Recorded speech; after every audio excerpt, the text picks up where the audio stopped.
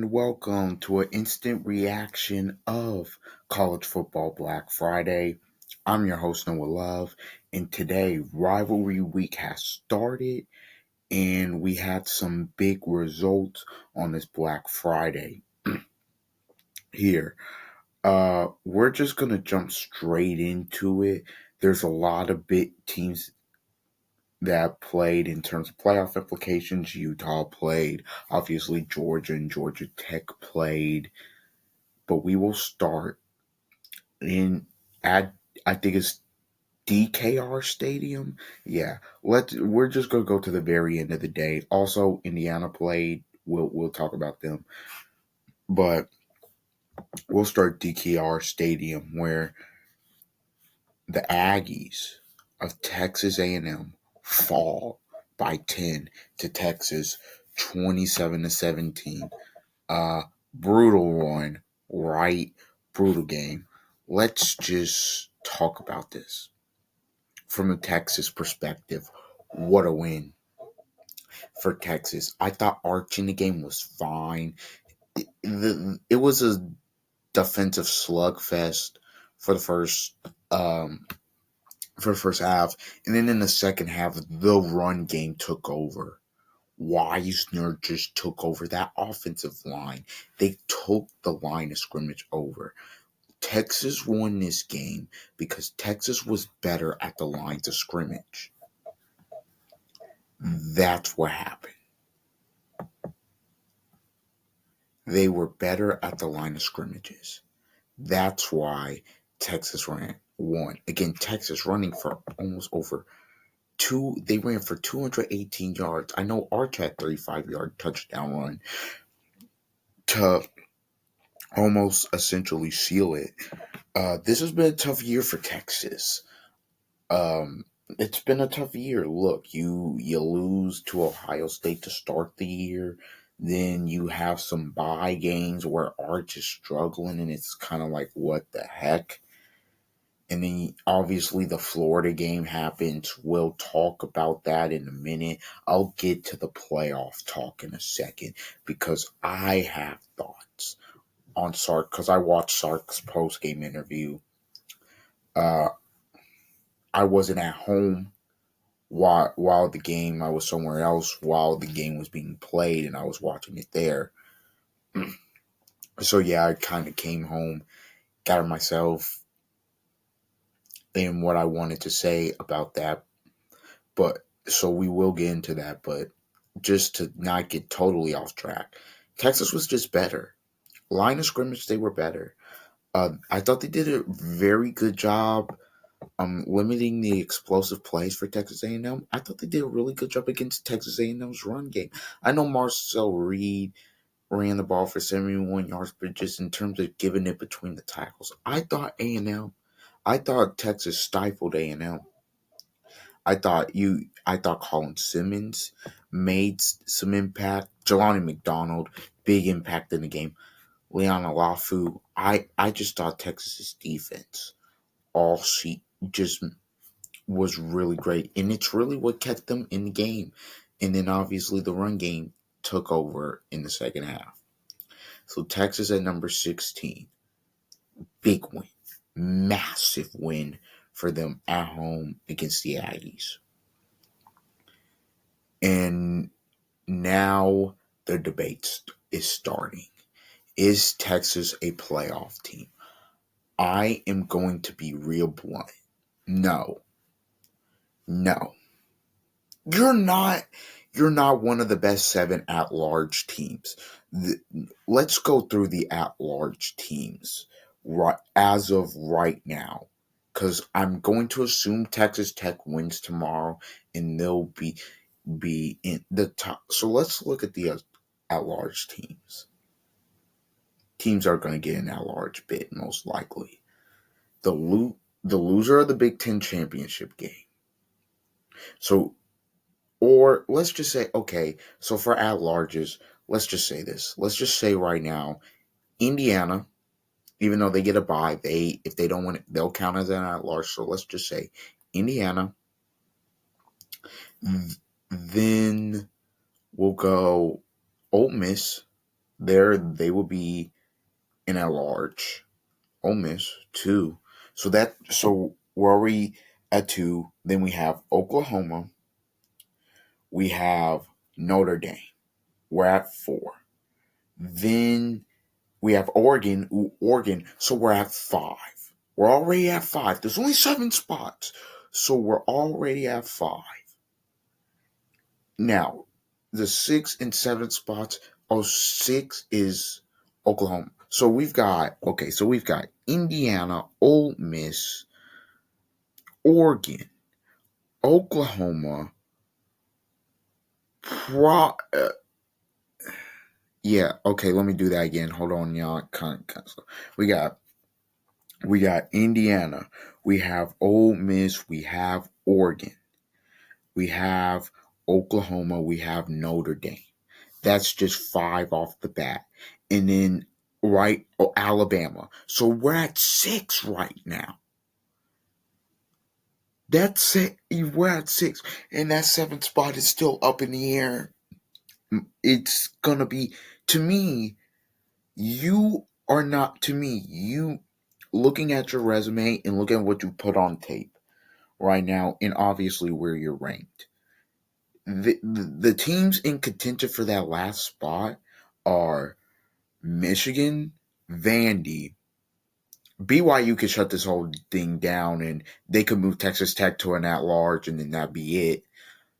But yeah, in terms of just right now, it's for one spot, it's Miami, BYU as an at large. Don't think they'll get in as an at large, but we'll just count them. Then there's obviously Vandy, and there is Utah. There's been like you. Here's what I'll say about Texas. Great into the regular season. We'll see what bowl game you're in. You're not a college football playoff team. You And there's going to be this narrative pushed that, oh, the reason Texas isn't going to be in the college football playoff is because they scheduled the game against Ohio State. Bull. No, the reason they're not going to be in the college football playoff is because they got boat raced by Georgia for 4 quarters. I don't care.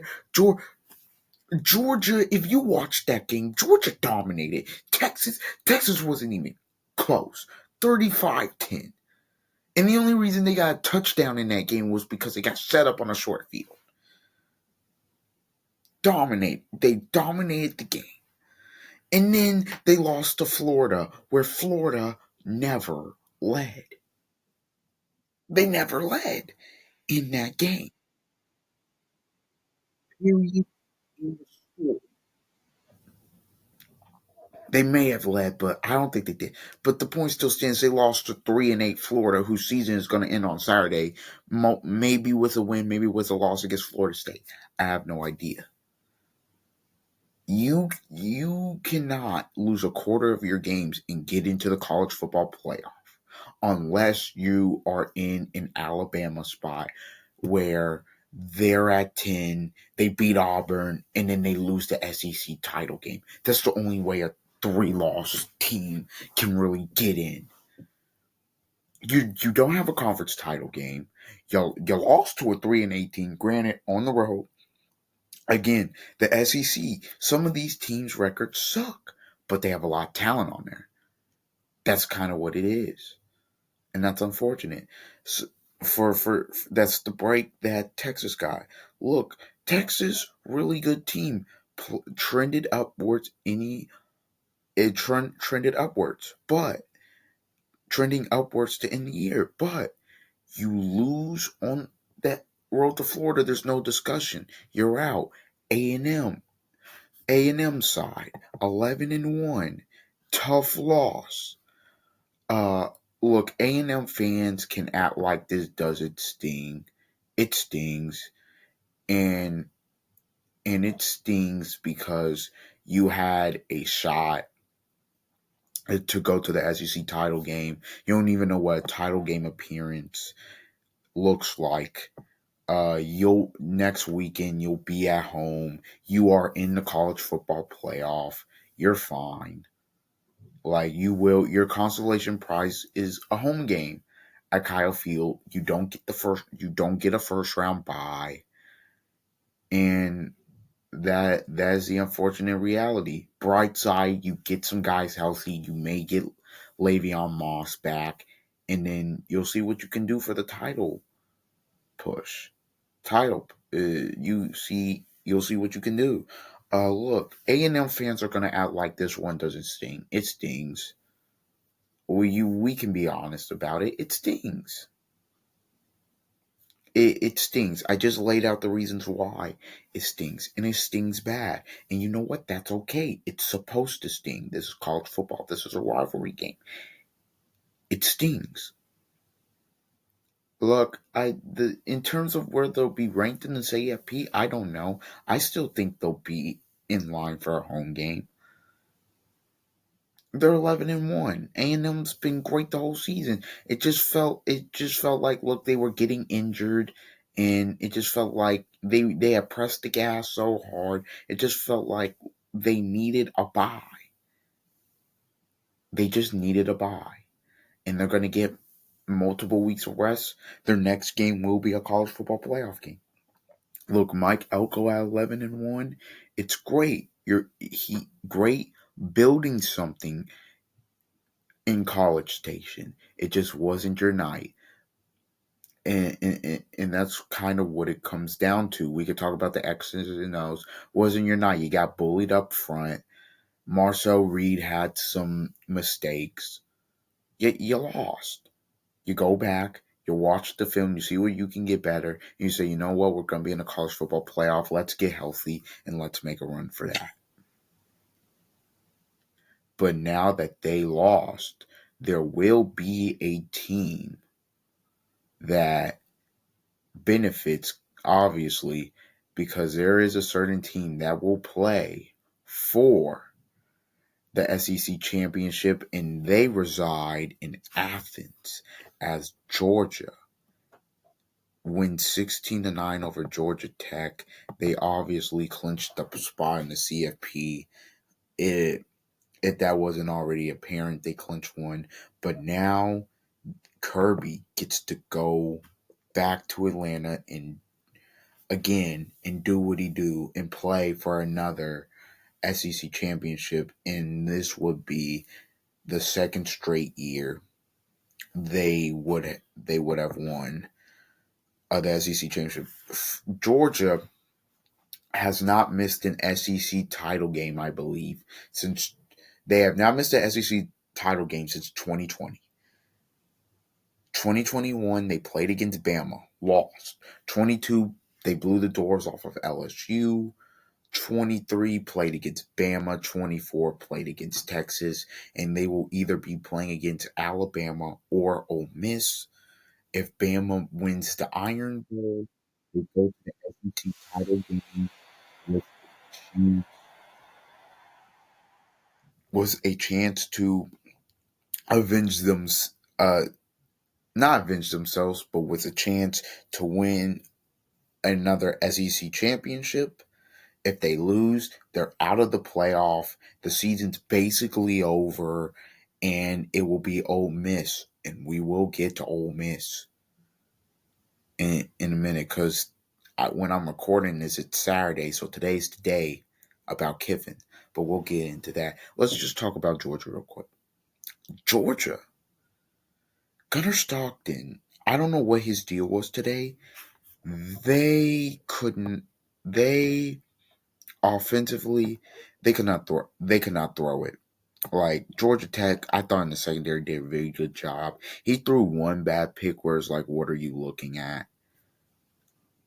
I mean, he threw for 70 yards. He was 11 of 21 for 70 yards. This Georgia team, they were able to hold Haynes King in check. This game, it came down to this. In this game, it was apparent that Georgia Tech wasn't going to score a touchdown. And I will say about midway second quarter, Georgia just say, you know what, we're going to be conservative with the play calling because our defense is playing so well. We're going to play field position, and it's going to now it still came down to it because Georgia Tech doesn't quit in these games, clean old fashioned hate. But man, Georgia put on a display of just running the football down your throat. 190 yards, 4 yards per carry. This wasn't even the best running performance of the year for them, which shows you how great they've been. Look, they they said this year they're gonna run the ball. We're not gonna lose because we can't run the ball. And that's why the offense has been so good. I think the defense is peaking at the right time. The defense has been stellar the past couple weeks, ever since the Florida game. And even in the Florida game, I thought they were really good in that game as well. I mean, look, shut Texas down, and then you come here, you shut Georgia Tech down, pretty much. Really, really good. Like that offense was still like averaging almost 30 points a game, I believe. I mean that and Haynes King really good. They could run the ball, they could throw it, and you just shut them down. Just shut them down. Two held them to 250 yards. Look, props to you. And now, obviously, Georgia Tech, I believe, still can go to the ACC championship, but they're gonna need a lot of help. Unless just absolute chaos breaks loose, it's over. Uh, Look, 9-3, it's still one of the best seasons that they've had in a long, long time. But it's tough for them. Georgia, I mean, there's not much more to say. You're going back to the college football playoff. It's a given you're there every year under Kirby Smart, and because A&M obviously lost, you're playing at a shot for another conference title. I mean, there's not much more to say about Georgia. If I'm going to be honest, Georgia, they're great this year. They're trending at the right time. They can easily win another national championship. Obviously, Gunner's gonna have to be better for them to get there, but we will see, obviously. But good win for Georgia. And good win for Georgia. Technically on the road, but in Mercedes Benz, whatever. It's a very good win. Now, let's talk about this next game. Let's talk about Ole Miss absolutely throttling Mississippi State 38-19. Look, Trinidad Shambliss, what was absolutely incredible in this game. Another 300-yard passing performance. Mississippi State's defense, they haven't been good the entire year. They just haven't. They haven't been good the entire year. Ole Miss ran it at will. Again, it was nip and tuck in the first half. And then obviously Mississippi State, Kamario Taylor, I think, is a stud for them, but Ole Miss pulled away. They pulled away, and that was that in the second half. The big throw, I forgot who it was to. It wasn't to Trey Wallace. Shambliss had big throw in the fourth quarter that really put the nail in the coffin. And yeah, Ole Miss here is going to the college football playoff. It's their first ever 11-win season. Mississippi State misses out on a bowl. Jeff Levy has them going in the right direction, I believe. So yeah, they were a fun team to watch at times this season in the SEC. And hopefully Taylor doesn't leave in the portal or anything. And we'll see where this thing goes. Now, everybody is talking about it. The Lane Kiffin decision. Where does Lane Kiffin fall? Where does he go? Where does the domino fall? This coaching carousel is about to be wild, by the way. Obviously, Florida is now out of the running, which probably means Summerall's going to Florida unless unless he's already taken the Auburn job and that hasn't come out. Look, there will be some dominoes. The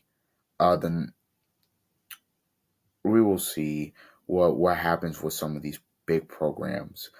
Kiffin, the drama, where does Kiffin go? Does he stay? Does he go? Here is the deal. I don't understand if Kiffin goes to LSU. LSU right now. Okay, I don't want to say I understand. I don't understand it. I do. I'm saying from the perspective of LSU right now is a disaster. We don't are the governors getting involved. Where's the president? We don't even have an athletic director. I I don't from really the top. They still had the Brian Kelly thing going. It's been it was a disaster in my opinion.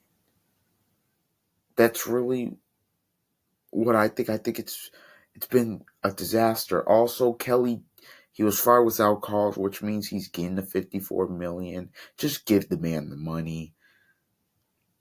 It's a disaster. And also at LSU, here's what I think could happen. He's got a 3-year period. If he doesn't win in 3 years, he might get fired. Truthfully, he might get fired. And then you also have to think about it like this if you're Lane Kiffin. If you want, Ryan Clark said this, and that Ryan Clark's an LSU guy, but he's wrong.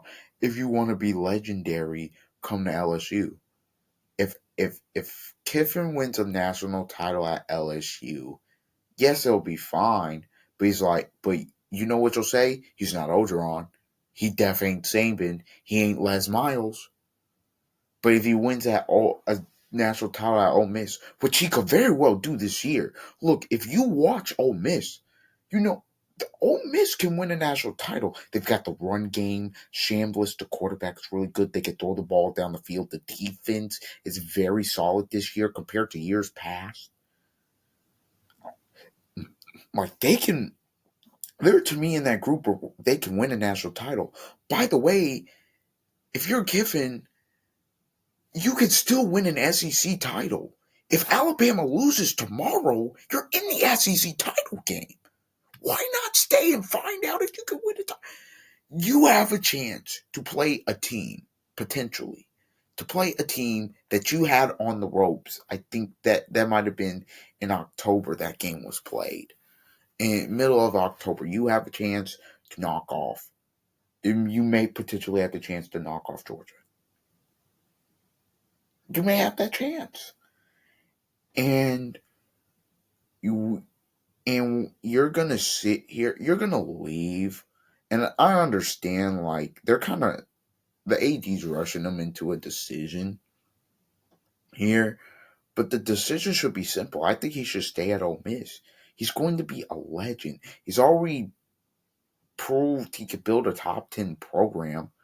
Why do you want to go and start over? Like, I really do not understand that. Why you want to go and start over? Like, I don't get it. If you go, well, obviously, I know it's LSU and all that. I know it's LSU and all that, but, and I understand, like, why he would want to leave. Or not that why he would want to leave, but why he would want to go to LSU. LSU's great to sit, a great traditions, great everything, great program. You're obviously going to be able to recruit great players, but the offensive players will come to you. So anywhere you go, so that doesn't even matter. I guess maybe you could say the defensive side of the ball. Look. This is a messy situation. No matter where, if he leaves, oh boy. First of all, I already think the college football schedule academic calendar needs to be changed, but and we have athletic directors saying 6-7 and on a playoff broadcast. They shouldn't even be involved in the playoff. They should be focused on changing the academic calendar. But what do I know? Uh, yeah. So that's not as far as it again. It the whole college football structure is frustrating. I agree with Coach Saban when he says this is a college football problem. This isn't a Lane Kiffin problem. The fact that he has to make this decision now is kind of a joke, but I understand why. So look, for Ole Miss, like, great win. We'll see what happens with Kiffin. Let me just check my phone and see, because I do not think anything has broke about Lane Kiffin and where he goes. Because right now it's just down to Ole Miss and LSU. And yeah, right now nothing has broke. So we will see. We will see what happens with this whole situation. It's going to be crazy. And yeah, this is college football. Some other games: North Texas beats Temple to finish at 11-1, best record in school history. They will go to the American Championship game with most likely a chance to, if they win, they're probably in the college football playoff. That's a 12th seed. Uh, Utah beats Kansas 31-21. Kansas misses out on a bowl game. Utah's still alive. They'll need some help. They probably won't make it in, but it will have to be straight chaos. Look, Kansas. I thought they had a legit chance to win this game at times. There were so many times where I said Jalen Daniels, oh, you've got to be kidding me. And I said that about 3 times in the fourth quarter because he made some ill-advised decisions late in the game. And obviously, Dan Pierre, the last touchdown throw to essentially ice the game. That was a great play call and fake. Yeah. We'll end this off talking about Indiana winning 56-3. In terms of the game, I'm not really going to talk about that much. Indiana did what they were supposed to do. Defensively, they dominated. They ran the ball for like I dang near 300 yards. Offense crisp. We're I just want to talk about Kurt Cignetti for a second. What he has done in his first 2 years is incredible. You have to keep in mind the last 3 years of Tom Allen: 4-8, 2-10, 4-8, 3-9. They had like 2 or 3 Big Ten wins, 1 or 2 Big Ten wins. They they last year 11-2, barely missed the Big Ten championship game. Obviously, their 2 losses were to the 2 teams that played in the national title game. And then you think, well, you can't get no better than that. And they just go 12-0, win on the road at Oregon, and basically destroy everybody else in your path. I mean, this is incredible.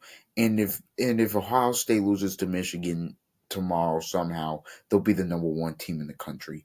And even if that doesn't happen, if they beat Ohio State in the conference title game, they'll be the number 1 team in the country for the first time ever.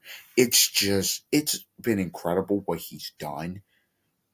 It's one of the greatest turnarounds of a program I think I've ever seen. I don't think I've ever seen a program turned around that was so bad for so long that has been turned around this fast.